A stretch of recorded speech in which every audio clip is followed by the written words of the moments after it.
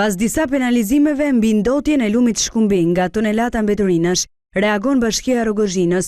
Ajo ka nisur pastrimin e territorit të ndotur, ndërsa ka vënë në dispozicion 3 ekskavator, të cilët po mbulojnë me dhe mbeturinat 15 vjeçare në këtë zonë, kurse punojësit e bashkisë kanë mbushur thasët me mbetjet e përhapura në tokat e fermerëve. Në krye të aksionit është edhe kryetari i Bashkisë Rogozhin, Driçim Dushku. Ai pranon se reagimi për heqjen e mbeturinave nga lumi Shkumbin është i vonuar, por sipas tij fillimisht është punuar për ndalimin e mbetjeve që derdhin mbeturinat në këtë zonë.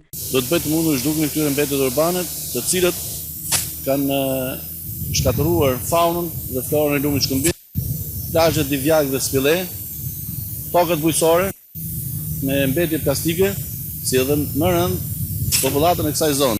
Zona e ndotjes në Shkumbin arrin në sipërfaqen prej 5 hektar dhe lartësi mbi 2 metër të mbetjeve.